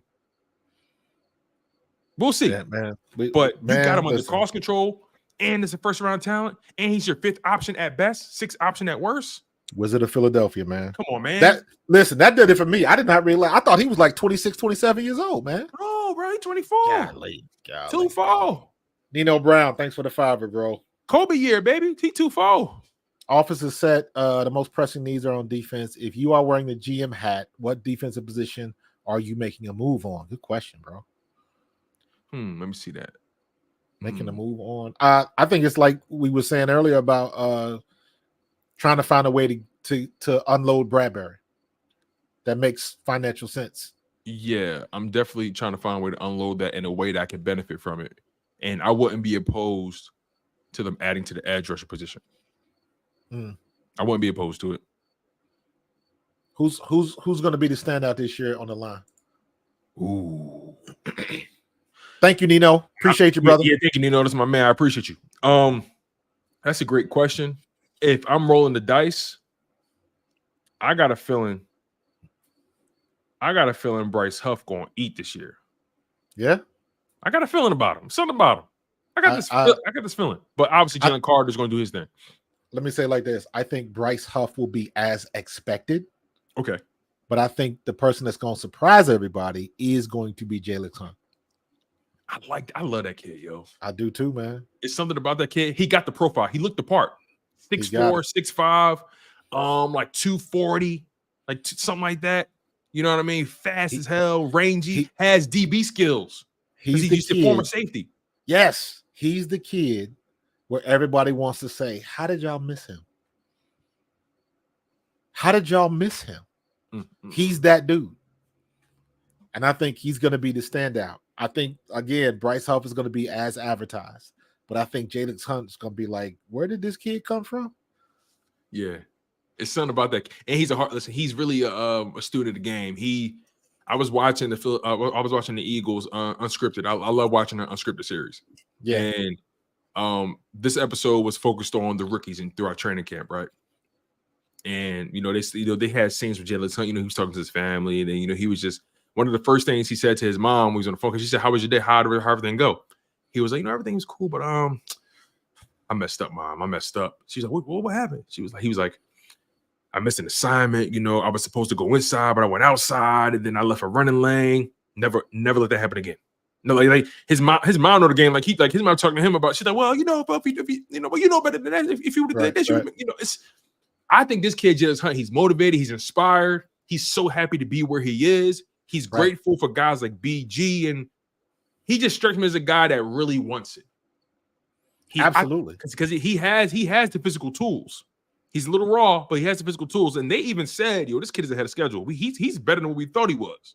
And think about it like this: we got 2 quality guys. When you're talking about character, Quinyon Mitchell is already a captain. They just ain't put the C on his chest yet. Absolutely. And I think Jalyx Hunt is in that same mold because of what he's been through. Doesn't take anything for granted. Always going to give you 100%. He doesn't seem like the kind of guy that's going to be at the clubs at 4 o'clock in the morning. He seems like he's that guy. And we don't get that. Nolan Smith was he kind of stood out in camp last year as the leader of the defense with all the rooks and all of that kind of stuff. It just didn't pan out. Then you got Sweat, then you got Milt, and then you got Jalen Carter, then you got Jordan. None of them, they don't have that attitude yet. Not yet. I think Jordan Davis is approaching it though. I've been listening to his press conferences, and he sounds like somebody who understands what's at stake here. He understands the assignment. He understands that Fletcher Cox is gone. He knows that he knows they have to set the tone. Right. And he's wearing that. He cut his hair. He's hard not to like. He's hard not to like. He is hard not to like, man. So I can see that happening, but that's going to depend on what he does on the field. So he's got to be able to show and prove. But the again, going back to Howie's getting the personalities. Can I ask you a question? Yeah. I gotta ask you a question, man. Sure. And I don't want you to forget your point, but I'm trying to make it as quick as possible. If Jalyx Hunt does what you and I think he will do you think they let Josh Sweat walk? Yes. Because you got Huff already cost control. He paid 3 years, $17 million a year. So you got him for the next 3 years at that price tag. Jalyx Hunt. What does Sweat look like with the money? Sweat's been, let's be honest, Sweat's been inconsistent. Let's be honest about it. But his best year was 2022. He had 11 sacks. Right. But he's always been flirting. I've always felt like Sweat had double-digit sack talent, but he only has one double-digit sack year. I don't hold those first few years against him because they were putting him on limited snaps. They were trying to make sure that knee was good to go. So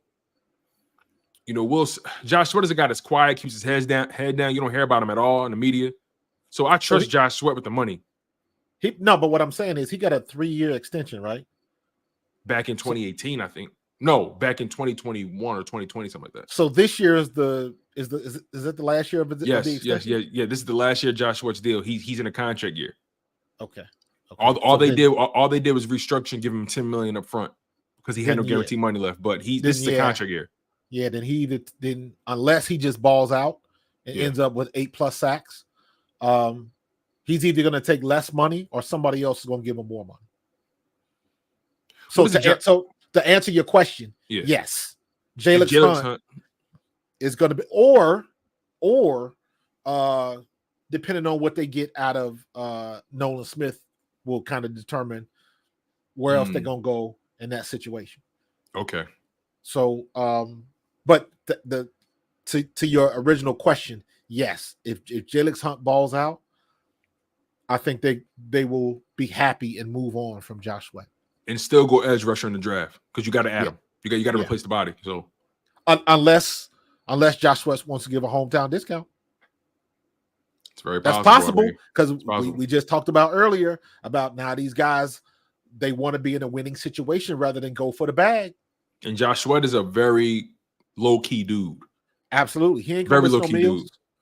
At $13 million a year after a $26 million signing bonus, he ain't gonna miss no meals. So that's I find it interesting that a lot of these players now, they understand whether you got a lot more guys retiring when they're 30 and younger, and you got a lot more guys taking less money to be comfortable because depending on what you come from. Do you really understand the difference between 75 million and 100 million? It's more money than your family's ever seen. So that's what I think Devonta Smith, his mindset is. Like that's what I try to tell people. He could have got more money, but that's a personality thing. I'm comfortable. I'm not greedy. That's not me. It would have been totally okay and justified if he's like, no, I'm worth more than that. But he knows what he's got. He knows where he come from, and he knows he's seen his mindset. He's just seen more money than he's ever seen in his life. What he values. That's why I had such a problem with that's why I had such a problem with what Joe Banner said when he got paid, because you're assuming that every player has that mindset of let me fleece this team. Exactly. Like he clearly looked at it from the perspective of, because I think they asked him about it. And he said in his press conference, he basically said, and I'm paraphrasing, he basically was like, look, man, I don't count other people's pockets. And quite frankly, I got exactly what I wanted. I was comfortable. I like where I am. I like what they offered. It's more money than I had before. Did he say that? Did he literally say I don't count other people's pockets? He literally said, I don't count. I can't watch other people's pockets. I can't count other people's pockets. He said that. And that's something your mama teach you or your daddy teach you to say. Don't count other something. That's coming from the family. That's coming from good values, how you was raised, all of that. And that comes back into play that Howie is knocking it out of the park with these personalities. He knows how to get people together and the personalities merge. You know, you need a loudmouth like CJ Gardner-Johnson. But even let's go back a little bit when Bradberry was still good. Bradberry was very quiet, reserved. All he went out there, he went to work. Didn't say much, just did his job. So you need somebody like that. So I managed to find some of the transcript to that press conference, right? Listen to this, right? So listen to this. He says, it means a lot. It's been a long journey. And this is Devonta Smith speaking about the contract when he signed it. He says, it means a lot. It's been a long journey. The journey is not over. It's just starting. So it means a lot to me. It means a lot to my family. You know, all the long nights, early mornings that I've been putting in the work to get to where I am and to get to this point. Feels good to see that it's paying off, right? Then he says, I understand expectations are high in this city. The fans, they expect a lot of you. And when you're not playing up to it, to let you know. And me, being the person I am, nobody's harder on me than myself. So nothing that fans say or things that can actually get to me. So nothing that fans say or things like that can actually get to me. And I mean, I embrace it. I embrace it because it just shows that the fans love it. They live and breathe Philly, not only us, basketball, baseball, everything. I mean, they love it. And you want to be in a city like that. And I always say, I don't think there's a better sports city than Philadelphia. And then he takes it a step further and says, it means a lot to be able to go out there knowing that guys who have similar stories, guys who have the same passion and dedication that we have to this game. It means a lot to just go out here and be able to continue to do it alongside A.J. Brown and everybody else in this building. He says you have two guys who want to be the alpha. And I feel like that's a good thing. And you have two guys that are happy for each other. I mean, me and AJ talk every day. We call each other every day. We make sure that we talk on the phone every day, whether it's football, life. And he even said, just the feeling I had hearing my name called, knowing that I was coming to Philly, knowing that I was coming to play with Jalen, somebody that I had grown close to in college, just that feeling of weight being on my shoulders, coming to a place where I had somebody that I can relate to, somebody that I can be comfortable with. Come on, man. Yeah, man. Come on, man. Personality matters. Personality, like you said. Personality. So we'll see who's gonna step up. Brandon Graham keeps everybody kind of.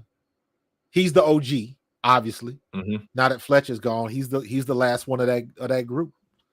So he's still the voice. When I was at the alumni day, he's still the guy. He went in, saw some girl wanted an autograph. He took her ball, went out on the field, got a bunch of autographs, and brought the ball back to her. Like, that's the kind of dude that Brandon Graham is. He'll take pictures with your kids. Then he snatches the phone out of the kid's hands and does a selfie with him. That's that dude that's leading everybody. He's the voice in the locker room. So, no, he ain't going to have 8 sacks again. But you don't care. You want him to make that one play, get up and do his dance. You know what I'm saying? They need to enter it. I think they need to enter the take with BJ. But real quick, last thing about Devonta. I've actually found the quote about the money, right? About counting people's pockets.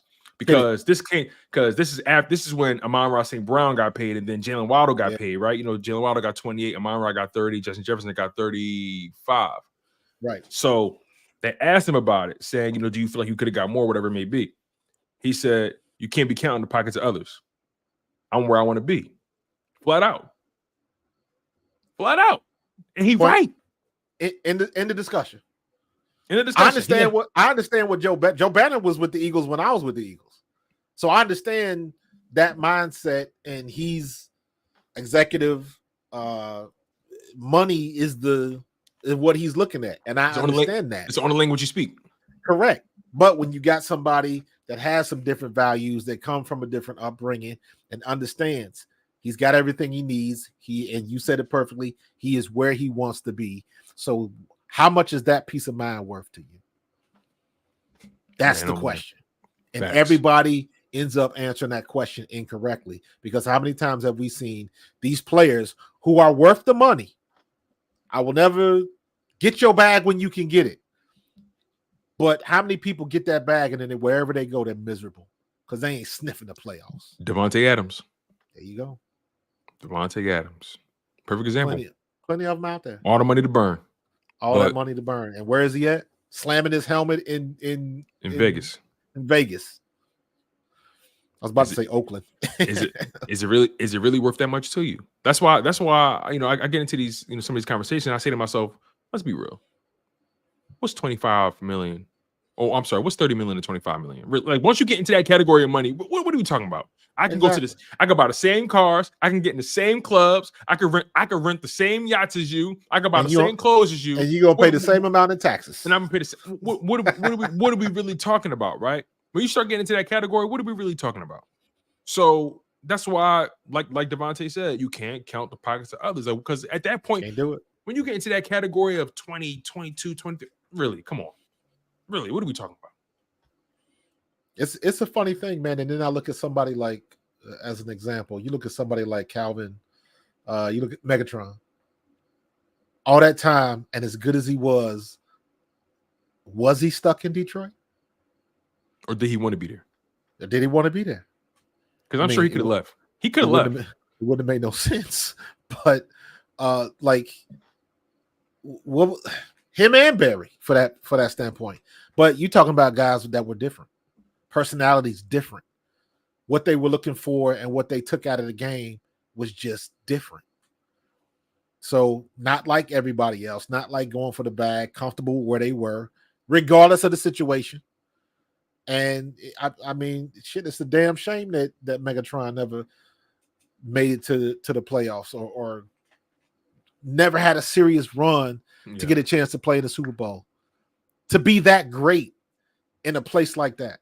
Yeah. And that players like that always bring me back to the situation that we have now. Me remembering what it was like playing at the Vet and what everybody thought of Philadelphia at the time, like in the early to mid 90s when Randall was doing his thing. But didn't nobody want to come to Philadelphia? Our facility was trash. Our stadium was trash. And that's when everybody, started. I never forget, we signed Tim Harris from San Francisco, the big defensive end. And I remember him coming to the weight room and was like, what the hell is this crap? Because of what he was used to. I heard the Vet, I heard the facilities back then, they was worse than some college facilities. Much worse. It was a daggone shame. My high school weight room was better than what we had at the Vet. And that's the God's honest truth. Because it made no sense. And that was, just the mindset over there. I remember when I did get cut, they wouldn't even let me keep my helmet. We had to pay for extra socks, and all them stories is true, though. All of them stories was true. I was wearing ponies my rookie year, bro. I was trying to get hooked up with Randall because me and Randall wore a size 12, and I was like, yo, Randall, can you hook me up with some Nikes, with some Nike cleats or something like that? You get, he got 30 boxes of shoes in his locker. So we would try to hook up, the Rooks would try to hook up with the Vets that had the shoe deal so we could peel off a couple shoes. They wasn't coming off of nothing. Norman Brayman was cheap, notoriously cheap. Jeffrey Lurie completely changed the fabric of the city with that purchase of the organization. Yes, he did, man. Yes, he did. My first meeting with Jeffrey Lurie, I've told this story before. I will never forget. It was in '94. Coming from just got done with a preseason game, and he shook everybody's hand that walked through the door. And he called me by my first name. Great job, Marcus. Great job today. I ain't did jack. I didn't do absolutely nothing, but the fact that he knew my name showed me that he was invested, and I always had respect for him after that because there was no earthly reason why he should have known who I was. You know what I'm saying? And you could tell he wanted to do something extra. And after all of that time, you look at the situation with Reggie White. Reggie White had just happened. My rookie year in '93, we were still feeling the effects of Jerome Brown passing. You know, that was still fresh in everybody's mind. I remember one day after practice, we met his widow and his kids and all of that kind of stuff. People were still feeling some kind of way about that. And it stopped in the locker room, as opposed to now, you know, a lot of people really don't like Howie Roseman, but everybody wants to shake his hand. Everybody wants to take a picture. I got pictures with Jeffrey Lurie and all that kind of stuff. And still to this day, he'll shake your hand. How you doing? All of that. You've heard Barrett talk about him. You know what I mean? And that says something about your ownership, and especially how it manifests when you got all of these guys that can go any other place, probably make more money, but they choose to come to Philly. It matters. And Jeffrey Lurie really, it's taken a while, but Jeffrey Lurie has really turned this organization into a real destination. And it starts with that Super Bowl. When people see that, because here's the thing, right? Philly is damn near like a college town when it comes to football. When they're when they're up, Everybody God, you want to be a part of that. Our parade. Listen, to this day, I don't care what nobody say. I feel like we had the best Super Bowl parade of all time. Absolutely. Like when you see the city was on fire, it was lit on fire, and nobody got hurt, and nobody got hurt. You're right. Everybody was hugging everybody, strangers hugging strangers. Everybody, hey, listen, you need something to drink? I got you. Hungry? Grills everywhere, like just food, drinks. The city. I had friends from college come all the way from Pittsburgh just to get to this parade. Like, you know, I had friends come from all over just to get here. And when you build something like this, and then we look at this team today and we say to ourselves, you know, just to bring it full circle, we look at this team today and we see what you have as far as talent, and we look at the field. You gotta say to yourself, just as a fan, as a supporter of this team, you gotta say to yourself, yo, why not us? Why not? Why not? You got the quarterback that can get you there. He proved that he could play. He proved that he could play well enough to win it. You know what I'm saying? You got the weapons. You got the coaches now. You know, you're really investing in this youth movement on defense. You know what I'm saying? I don't see why this defense can't have a similar trajectory as that Chiefs defense in 2022. They were young, rookies everywhere, but they just kept going, kept pushing, kept the young guys out there, built their confidence up, paired them with a veteran defensive coordinator like Spags, Coach Spags. Vic Fangio can be that guy, somebody you trust, somebody that puts you in position to win. This team is not short on talent. Not short on talent. Not even close. All they need to maintain is belief, preparation, and consistency in 1-2. We got it, man. And again, they done fired the gun. We coming out the blocks. Everybody packing for Brazil.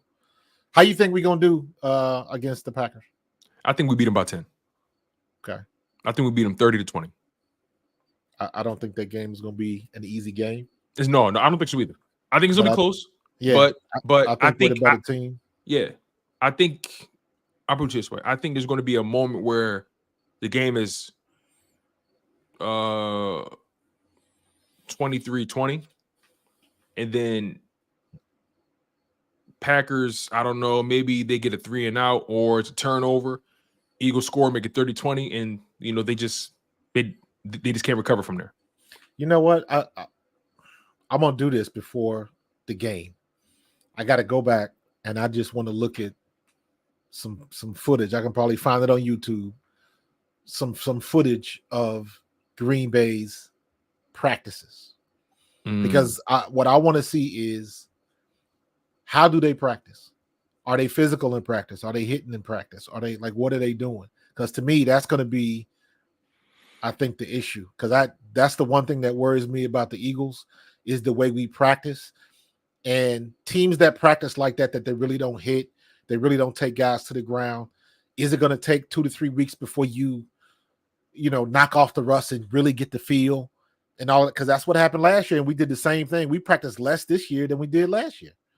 So that's the one thing that concerns me, and I know that's an old school mentality. Yeah. I think it's a league-wide issue, though. I think it's a league-wide issue. Yeah, but look at look at what Detroit did. Yeah, that's true too.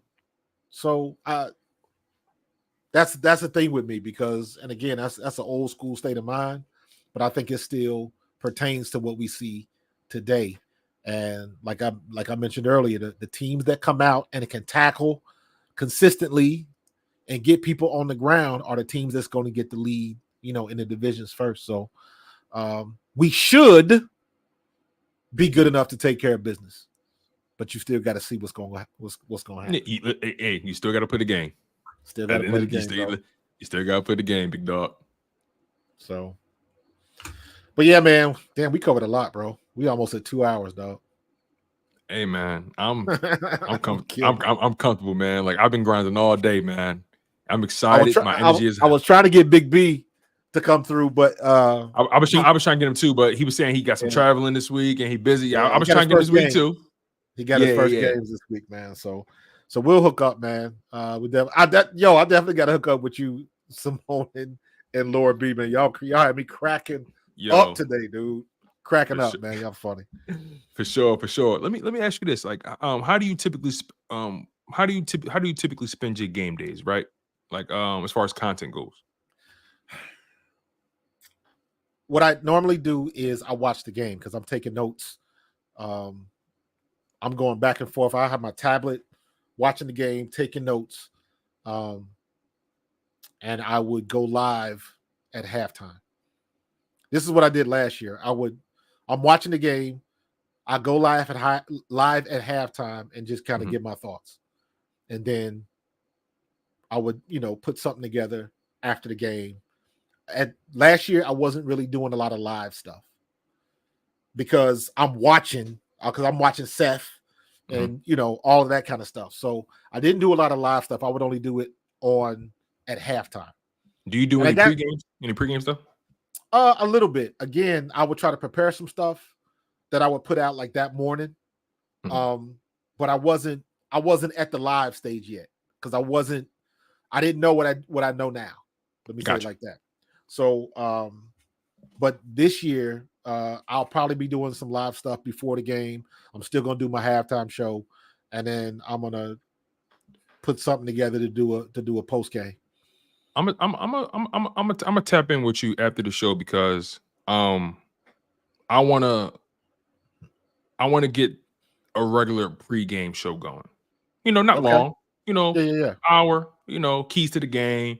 Players to watch. Absolutely. Things like that. Injury updates. Just keep it concise. Keep it to the point. You know what I'm saying? I like our chemistry. I love our chemistry. As a matter of fact, this 2 hours that we've been communicating just kind of flew by. You know what I'm saying? I feel like your perspective is very unique in terms of the fact that you played the game. You know what to look for. Yeah. You know what to check for. And again, that's something we can iron out. We still got over a week to figure it out. But I'm gonna tap in with you. If you're up for it, I would love to definitely get with you regularly on game day for at least a 45 to an hour pregame show. If you could shake it, if it works, it works for you. We can make that happen. We can definitely make that happen, bro. All right, sound good to me. Again, I appreciate you for having me on. I appreciate the opportunity. I love talking to you, bro. I really, really do. I appreciate it, man. Love talking. Love you back. Love talking to you, man. The energy is there. I agree with you 100%, man. We sinking. We don't even have to say anything. We know the blitz is coming. You know what I'm saying? Absolutely. We recognize the blitz. Absolutely. You see it coming. You know when to run the dig and you know when to run the slant, man. I'm gonna get you the ball, bro. So let me ask you a quick question real quick. Last one. Did you see that little report about some random defensive coach or coordinator saying the book is out on Jalen Hurts, 0 blitz, and that's it? Did you see that? I saw that nonsense. Yes. Come on now, really? Get out of here with that nonsense, man. I ain't buying that, man. Stop playing with me. You Facts. talking about shit that happened last season, and then you mean to tell me we got a quarterback that went to the Super Bowl that can't read a blitz? Nah, that's bad coaching is what that is. Because we talked about this before. Everybody and their mama knew that Tampa Bay was going to blitz like crazy. And that's exactly what they did. And the fact that our offense wasn't prepared for it, I'm not blaming that on Jalen. I'm looking at who calling the shots. And if you are going to blame that on Jalen, once again, I got to look at the coach and say, okay, you see what's going on, make an adjustment. Make an adjustment. Make an adjustment. And it didn't happen. So that was the first time that I was like, you know what? The hell with the Super Bowl the year before. This dude about to get the axe. So yeah, nothing worse than my dad always taught me, a man without a plan is not a man at all. Absolutely. You just in the way. You just in the way. Just in the way. But all right, fellas, we're gonna get up out of here, man. Yo, this chat was lit. Yes, Chris Bruce, we appreciate you. James Jones, Twist Jigger, everybody, A-Track, Lord Vaughn, Antonio Holmes, Raj, D'Angelo, everybody. We were lit tonight, man. Way to keep those opinions coming, man. Absolutely, man. And don't forget, opinions are like assholes. Everybody got one. We all got them, baby. So we gonna get up out of here, man. We appreciate all of y'all coming. Keep checking us out. Keep checking the Twitters and the Facebooks. We are in there. We're promoting. Everybody's got something going on, man. But it's enough room for everybody to eat. Absolutely. All right. So we appreciate y'all. Y'all be safe. God bless. Enjoy your families. Enjoy your weeks. And we will see you in the next one. Peace. Go Birds.